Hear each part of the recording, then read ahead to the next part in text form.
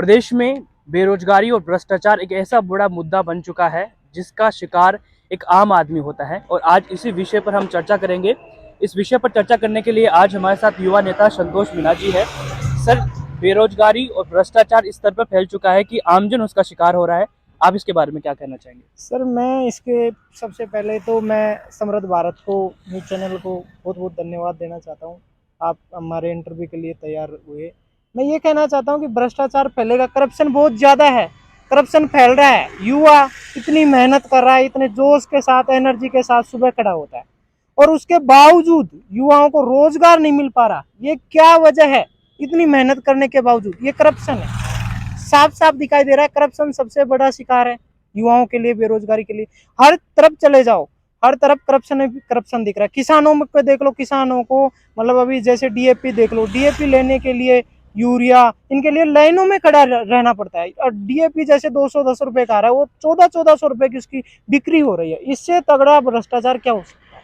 Sir, आप भी एक युवा नेता है, आपके पास भी बहुत सारे मामलात आते होंगे। कोई एक मामलात की आप चर्चा करेंगे कि कोई किसान इसका शिकार हुआ हो बिल्कुल या सर। कोई युवा कोई बेरोजगार युवा आपके पास आया हो? बिल्कुल सर, मेरे पास बहुत फोन आते हैं, जैसे किसानों के भी फोन आते हैं, तो वो बोलते हैं कि संतोष भैया, हमको डीएपी नहीं मिल रहा, यूरिया नहीं मिल रहा। अभी मैं जैसे दौसा का एक शिकार था, शाम को उन्होंने आधार कार्ड से वहाँ खाद बेचा जा रहा था, तो उनको खाद नहीं मिला। उन्होंने मेरे पास फोन किया, मैं तुरंत उनकी मदद के लिए गया, वहाँ उनके साथ में गया और उनको तुरंत खाद दिला के, उनको राहत मिला के जब मैं वहां से उनको आया, तो उन्होंने कहा कि ऐसा क्यों हो रहा है, ऐसा नहीं होना चाहिए, बल्कि हम तो किसान है, देश की 67% जनसंख्या ज्यादा किसान है, तो किसान का वोट बैंक भी ज्यादा है, लेकिन सरकार किसानों के तरफ और जो गरीब नौजवान किसान युवा है उनके तरफ ध्यान नहीं दे रही। अब जो 30% वोट बैंक है उस पर ज्यादा, जिसमें बिजनेसमैन आ गए, इसमें नौकर आ गए, गवर्नमेंट कर्मचारी आ गए, ये आ गए 30% है। 67% जनसंख्या तो किसान और बेरोजगार युवा ही है, तो ये वोट बैंक भी सबसे ज्यादा है।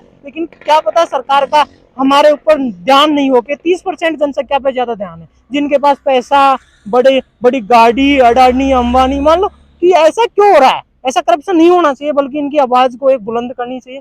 हर आप जैसे पत्रकार भाई आवाज को आगे पहुंचाए, अलर्ट हो, जिससे ऐसा न्याय मिल सके हर समाज में, हर लोगों को लाइन में खड़ा नहीं पड़े। और गरीब लोगों का तो इलाज ही नहीं हो रहा, हॉस्पिटलों में देख लो, हर ब्लड नहीं मिल रहा, ब्लड के लिए देख लो, कोई भी देख लो, जमीनों के विवाद देख लो। जमीनों में विवाद ये है कि जैसे छोटे मोटे सरपंच, टीन टपोरी जो जमीनों के उल्टे विवाद कर देते हैं, नामांतरण खुलवा देते हैं, उल्टे सीधे काम कर रहे हैं। ये ऐसा भ्रष्ट है, भ्रष्ट है। पटवारी तहसीलदार भ्रष्ट है, लोगों से कह देता है जा आपके कागज नहीं है। तो ये ऐसा क्यों हो रहा है? इस भ्रष्ट पे रोक लगाई जानी चाहिए। इसके लिए युवा जंग की लड़ाई, क्रांतिकारी लड़ाई लड़ सकते हैं, ये जब भी बंद हो सकता है।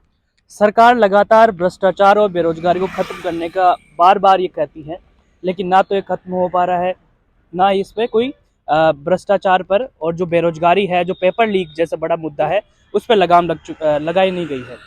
अभी देख लो सर, जैसे एसआई का मुद्दा देख लो, एसआई का मुद्दा देख लो। युवा टावर पे छंट गया था, साहब ने उतारा था उसको, डॉक्टर साहब ने, किरोड़ लाल जी मीणा। एसआई की भर्ती को रद्द क्यों लेकर डॉक्टर साहब भी वो कर रहे हैं, होते। अब ये कितना तगड़ा भ्रष्टाचार है। जो बच्चा रात दिन मेहनत कर रहा है उसके लिए तो बहुत बड़ा कलंक है, उसको तो मरने बरोबर है।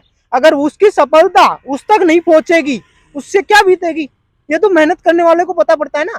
किरोड़ीलाल मीणा ने एक बड़ा मुद्दा उठाया था कि उन्होंने कहा था कि 2018 में जो आरएस के टॉपर है, नाम भी लेना चाहूंगा, मुक्ता राव, उन्होंने चीटिंग करके टॉपर बनी है। तो इसके विषय में आप क्या कहना चाहेंगे? देखो सर, मैं इसके विषय में ये कहना चाहता हूँ, अगर उन्होंने जैसे चीटिंग करके वो टॉपर बने हैं तो किसी मेहनत का हक उन्होंने छीना है। पहली बात तो उनके साथ कार्रवाई होनी चाहिए, कार्रवाई करो। विभाग, क्राइम विभाग क्यों बैठा है? सरकार उनको तनख्वाह दे रही है, उनको कार्रवाई के लिए ही तो तनख्वाह दे रही है। जांच करो, जांच बैठाओ और उनको सजा मिलनी चाहिए। इससे बड़ा मुद्दा क्या है? सजा मिलनी चाहिए उनको। साफ है, हकदार है, दोषी हैं, और दोषी के लिए कानून बनाया गया है कि आपको सजा मिलेगी। और ऐसा नहीं होगा तो आने वाले समय में करप्शन ज्यादा बढ़ेगा।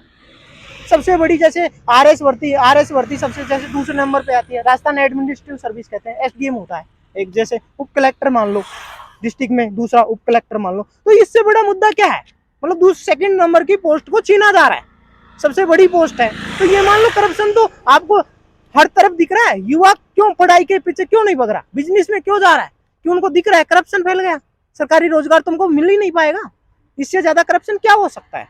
अब इस चीज पे हम भी युवा विमर्श कर सकते हैं कि आज का जो युवा है टॉपर है, टॉप करके आता है, टॉप करके वो लाखों रुपए 20 लाख रुपए उसकी स्टडी में वो लगाता है और उसके बावजूद उसकी सफलता तक नहीं पहुंचता तो क्या बीतती है। 20 लाख रुपए का 2 रुपए सैकड़े के हिसाब से 40,000 ब्याज होता है और वो हर किसी के पास उपलब्ध नहीं होता वो पेमेंट। वाकई संतोष जी, हम आपकी बात का समर्थन करते हैं।